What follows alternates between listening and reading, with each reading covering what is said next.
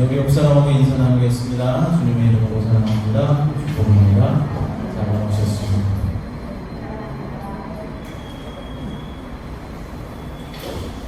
현대를 사랑하는 사람들의 생각 가운데 하나가 이런 것이 있습니다. 나만 아니면 괜찮다라는 그런 생각들을 다 가지고 있을 것입니다. 그러니까 이 생각은 다른 사람은 어떻게 되든 말든 나만 배부르고 나만 잘 먹고 잘 살고 나만 평안하면 된다라는 생각일 것입니다. 다른 사람이 배가 고파서 지금 굶어 죽고 있든 말든 다른 사람이 힘들어서 고통당하든 말든 나만 배부르면 되고 나만 평안하면 된다라는 것이죠.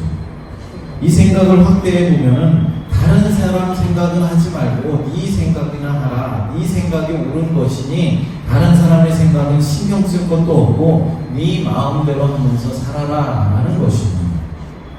그런데 여러분, 정말로 내 생각대로만 하면서 살면 되는 것일까요? 다른 사람은 어떻게 되거나 말거나 내 생각만 있으면 되는 것입니까? 여러분, 내 생각이 있으면 다른 사람의 생각도 있는 것입니다. 모든 것이 내 뜻대로 되는 것이 아니다라는 사실입니다. 나는 좋은데 다른 사람은 싫어할 수 있습니다. 나는 지금 배가 불러서 죽겠는데 다른 사람은 배고파할 수도 있다는 것입니다. 그러니 내 생각대로만 하면 되는 것이 아니라 내 생각이 중요한 만큼 다른 사람의 생각도 중요하다라는 사실을 우리는 알아야 한다는 것이죠. 그래서 대화가 필요한 것이고 서로의 생각을 듣고 서로 협력하는 것이 중요하다는 것입니다. 교회에서도 마찬가지일 것입니다. 내 주장만을 교회에서 내세울 것이 아니라 다른 사람의 말도 듣고 협력하고 하나가 되려는 그런 마음이 필요하다는 것입니다. 그러나 대부분의 사람들은 어떻습니까? 내 생각만이 중요하고 다른 사람은 어떻게 되든 말든 상관없다, 괜찮다, 나만 괜찮으면 된다 라는 식의 생각들을 가지고 있습니다. 오늘 본문에도 보면 나만 아니면 된다 라는 사람이 나온 것 같습니다. 바로 오늘 본문에 등장하는 본디오 빌라도라는 사람입니다. 지금 빌라도는 무엇을 하고 있습니까? 예수님께서 아무런 죄가 없으시다라는 사실을 다 알고 있으면서도 예수님을 십자가에 넘겨주고 극악한 죄인이었던 바라바를 풀어주는 일을 하고 있습니다. 빌라도는 왜 이런 어리석은 결정을 했던 것일까요? 오늘 본문 24절 상반절을 읽어보겠습니다. 빌라도가 아무 성과도 없이 도리어 밀란이 나는 것을 보고, 아멘. 그렇습니다. 빌라도는 백성들에게서 밀란이 나는 것을 두려워했던 것입니다. 빌라도는 군중들에게 완전히 굴복해 버린 것입니다. 여기서 밀란이 나려는 것을 보고는 지금 당장이라도 군중들이 폭도로 변할 듯한 장면이 연출되고 있다는 것입니다. 그러니까 더 이상 지체할 수 없을 만큼 급박한 상황이었음을 보여주고 있는 것입니다. 이 당시 밀란이라는 것은 로마의 지방 행정관들이 가장 두려워했던 사건이었습니다. 왜냐하면 밀란이 일어나서 이제 로마 정부에 밀란이 일어났다라는 것이 알려지게 되면은 자신의 신상에 크나큰 해를 입을 수가 있었기 때문입니다. 그 자리에서 당장 쫓겨날 수 있었고 죽음을 당할 수도 있었을 것입니다. 따라서 어떠한 일이 있더라도 밀란이 일어나는 것을 사전에 예방을 해야 했던 것입니다. 이러한 이유로 빌라도는 예수님을 십자가에 넘겨주게 되는 것이죠. 그리고 자신은 아무런 상관이 없다는 듯이 손을 씻으면서 다음과 같이 말합니다. 본문 24절 하반절을 읽어보겠습니다. 물을 가져다가 무리 앞에서 손을 씻으며 이르되 이 사람의 피에 대하여 나는 무죄하니 너희가 당하라. 아멘. 빌라도 자신은 아무런 잘못이 없다는 것입니다. 예수님을 십자가에 죽인 것에 대해서 모든 죄값을 자신은 받지 않겠다라고 말하고 있는 것입니다. 여기에서 바로 나만 아니면 된다라는 빌라도의 마음이 드러나고 있는 것입니다. 나는 분명히 예수가 무죄하다라고 말을 했고 예수를 풀어주기를 원했지만은 군중들이 십자가에 못 박아라 라고 계속해서 말함으로 인하여서 내가 어쩔 수 없이 예수를 십자가에 넘겨줬으니 나는 죄가 없다라는 것입니다. 빌라도는 손까지 씻으면서 자신이 빠져나갈 구멍을 만들었습니다. 군중들이 다 예수의 핏값으로 벌을 받아도 자신은 손을 씻었고 말로도 나는 무죄하다라고 했으니 자신은 책임이 없다라는 것입니다. 이처럼 이기적인 생각과 사람 중심의 인본주의적인 생각이 지금 우리들의 신앙생활에도 그대로 적용되고 있지는 않나 우리는 생각해 보아야 하는 것입니다. 나만 아니면 되고 내 마음대로 하면 된다라는 식의 생각이 우리의 믿음을 오염시키고 있고 우리의 신앙의 뿌리를 흔들어 놓고 있다라는 것입니다. 이러한 우리의 믿음은 하나님께 초점을 맞추기보다는 내가 어떤 일을 하면 되고 내 힘으로 내 능력으로 내 생각대로 일하면 된다라는 인본주의를 더욱더 부추기고 있는 것입니다. 그러다 보니까 하나님은 저 멀리 사이드로 밀려나 있으신지 오래되었고 인간의 노력이나 행위가 더 중요한 위치를 차지하게 되었습니다. 그래서 우리의 신앙생활은 언제부터인가 행위를 강조하게 되었다는 것입니다. 그러나 여러분, 하나님은 믿음을 보시는 분이지 우리의 행위를 보시는 분이 아니십니다. 여러분 한번 생각해 보시기 바랍니다. 우리가 행위로 구원을 받을 수 있다라고 생각한다면 저와 여러분 중에 구원을 받을 사람이 누가 있겠습니까? 저와 여러분 중에 천국에 들어갈 사람이 한 명이라도 있겠습니까? 구원은 우리의 공로와 우리의 노력으로 받아지는 것이 아니라 하나님의 전적인 은혜로 우리가 구원받을 수 있고 천국에 들어갈 수가 있는 것입니다. 그런데도 어떤 신자들은 기도를 엄청나게 많이 해야 구원을 받을 수 있다. 봉사를 많이 해야 하고 헌금을 엄청나게 하나님께 많이 드려야 우리가 구원받고 천국 가는 줄로 착각하고 있다는 것입니다.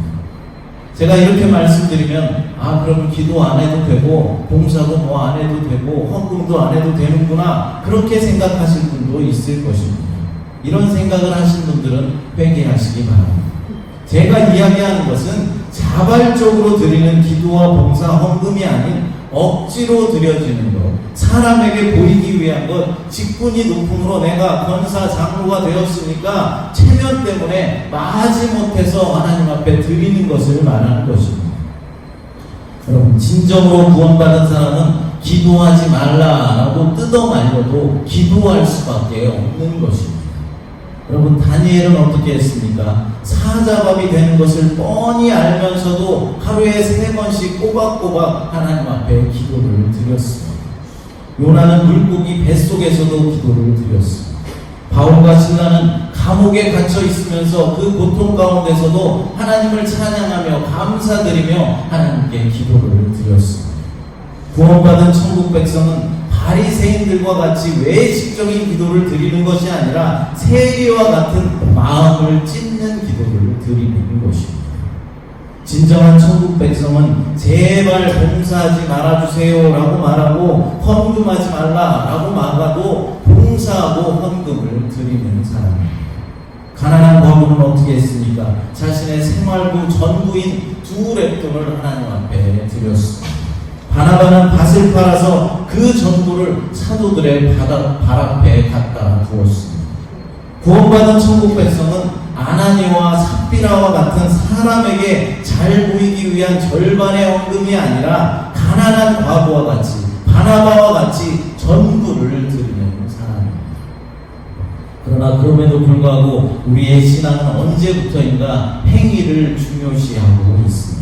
교회에서도 어찌 보면 행위를 부추기고 있는 것이 사실입니다. 우리나라의 전통적인 유교 사상과 샤머니즘적인 사상 그리고 우리의 기독교 복음이 복합되어서 결합되어서 더욱더 행위에 대한 이 관심이 집중되고 높아지고 있다는 것입니다. 우리나라 사람들이 잘 쓰는 말 중에 지성이면 감천이다 라는 말이 있습니다. 이 말은 정성이 지극하면 하늘도 감동하게 된다라는 말이죠. 무슨 일이든지 우리가 정성을 다해서 하면은 아주 어려운 일도 순조롭게 잘 풀려서 좋은 결과를 가져올 수 있다라는 뜻입니다. 서양에도 이와 비슷한 격언이 있습니다. 하늘은 스스로 돕는 자를 돕는다라는 격언이죠. 이 말은 인간의 의지와 결심을 강조해서 어떤 일을 할 때에 열심히 하게 하여서 좋은 성과를 가져오는 긍정적인 측면이 분명히 있습니다.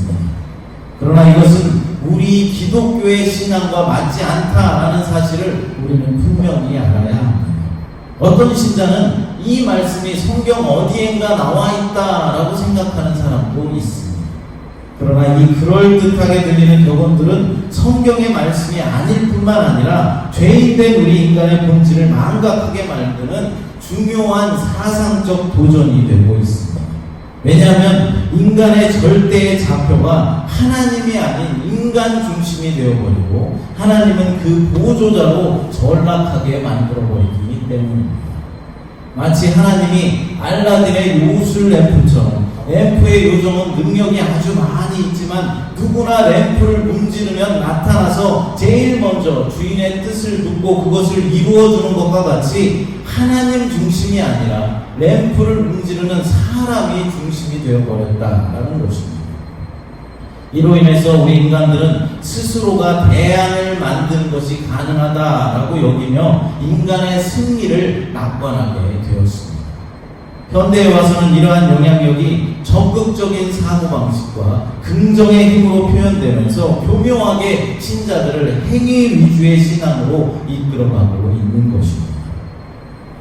이러한 사상은 일반 종교에서는 적절하고 긍정적인 효과를 가져올 수 있겠지만 우리 기독교 입장에서 본다면 이것은 기독교의 가르침과 인본주의 사상이 결합된 형태로 잘못된 신앙이다라는 것입니다.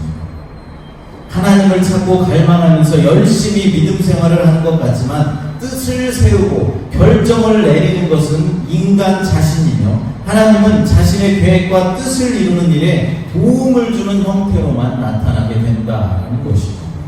그래서 인간은 하나님이 없이도 자신의 꿈과 이상을 품고 열심히 있는 실천과 철저한 준비를 통하여서 놀라운 결과와 성공을 이루어낼 수 있다는 것입니다.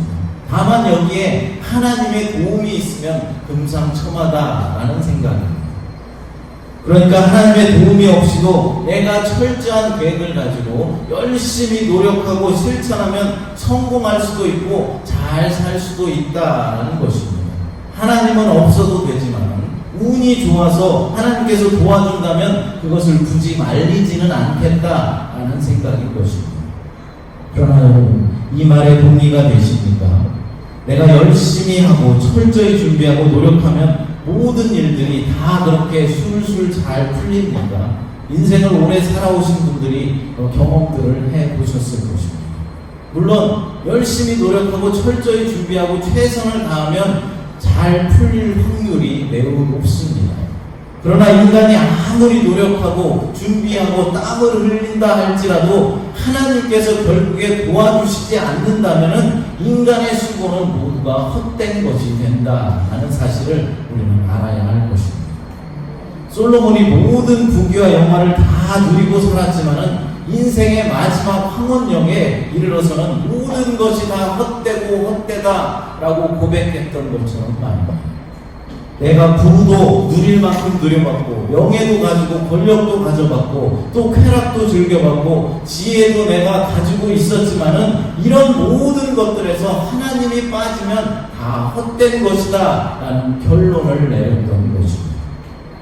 그러나 우리 지혜 없는 인간들은 하나님 없이도 내가 무엇인가 할 수 있다라고 생각을 하고 있습니다.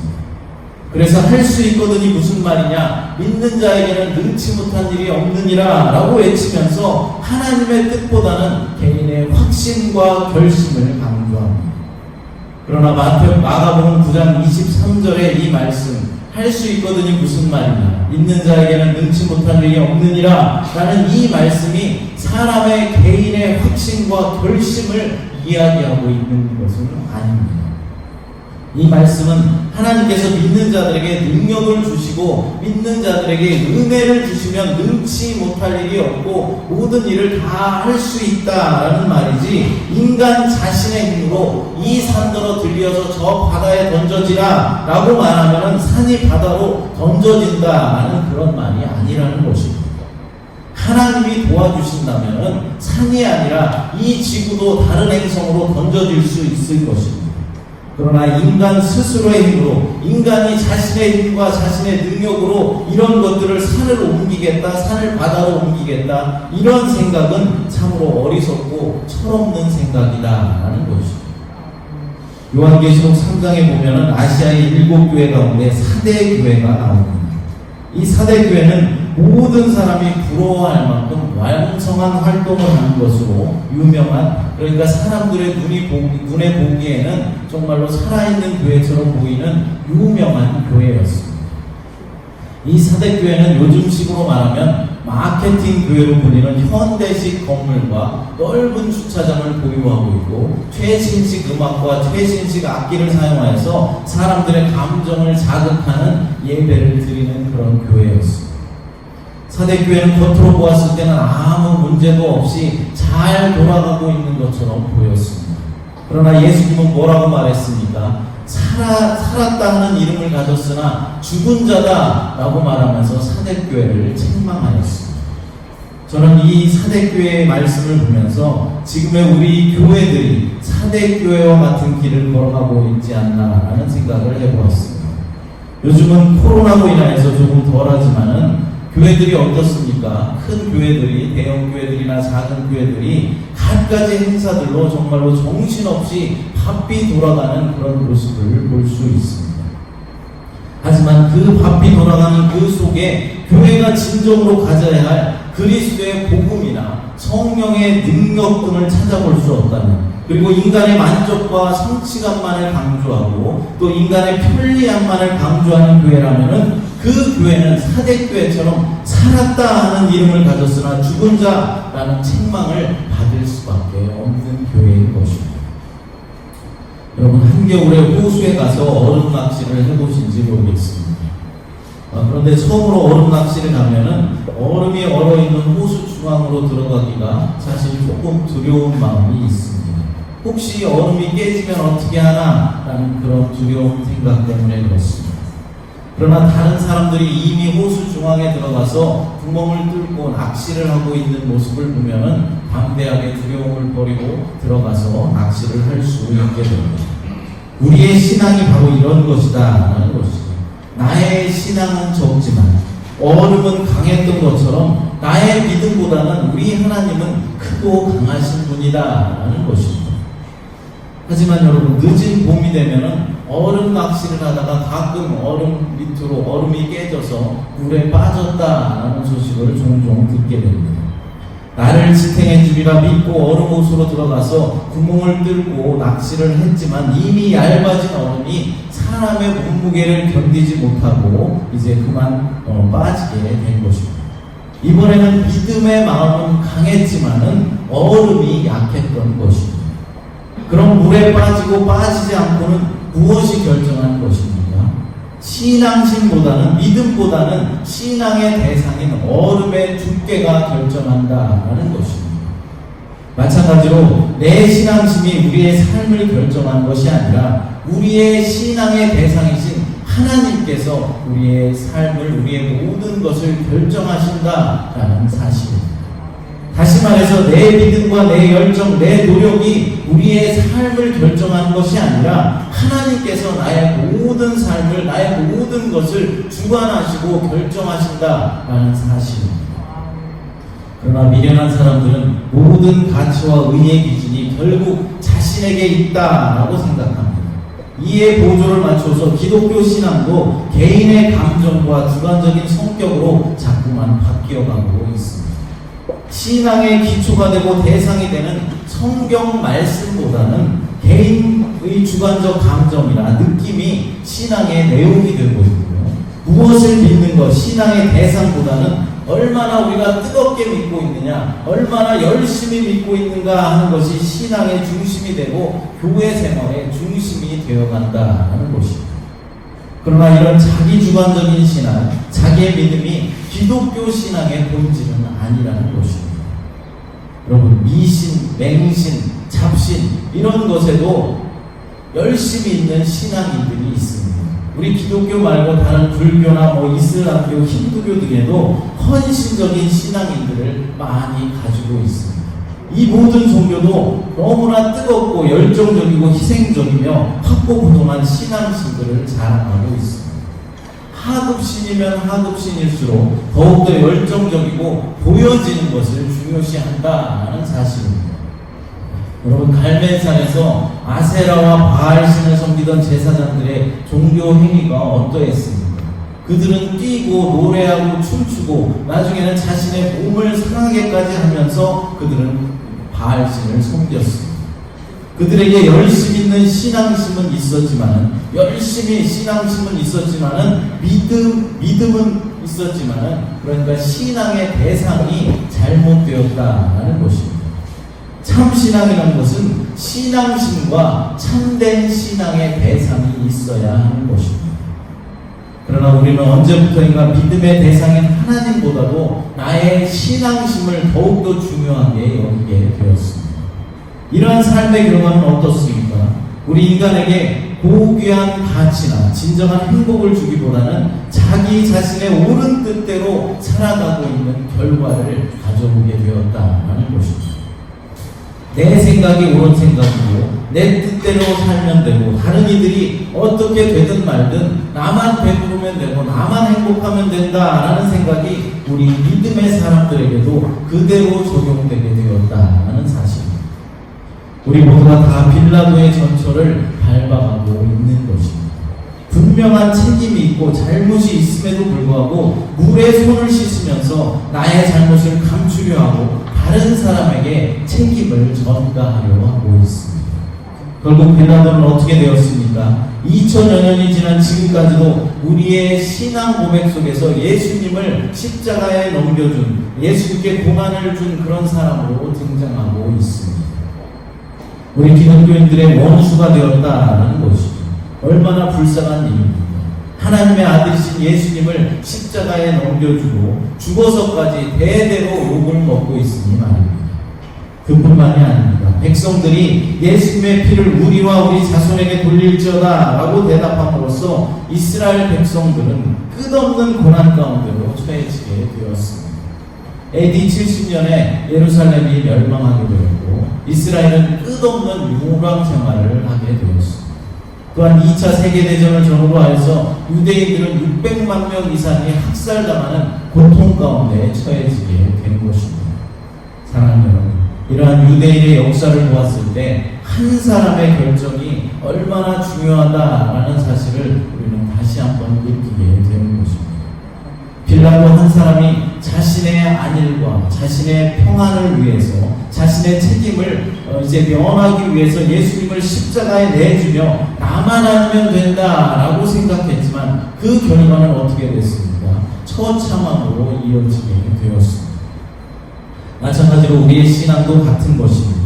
이기주의적이고 인본주의적인 신앙의 뿌리를 두어서 나만 잘 믿으면 되고 나만 복받으면 된다라는 이런 생각은 버려야 할 것입니다.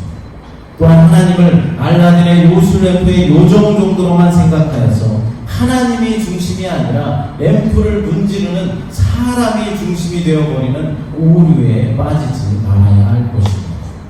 지성이면 감천이다 라는 이 말은 성경의 말씀도 아니고 기독교 신앙도 아닙니다. 지성이면 감천이 아니라 하나님의 은혜가 먼저 있어야 하고 우리가 그 은혜에 감사함으로 하나님을 섬기며 하나님께 예배를 드리는 것입니다.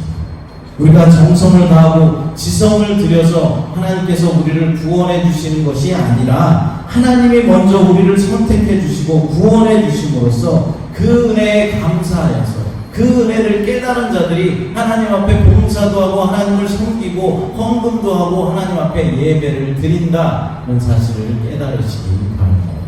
기도하도록 하겠습니다. 하나님, 나만 편하고 나만 잘 살겠다는 안일함에 빠졌던 나의 부족함을 용서하여 주시옵소서. 이제는 모두에게 평안을 주는 삶으로 하나님 인도하여 주시옵소서.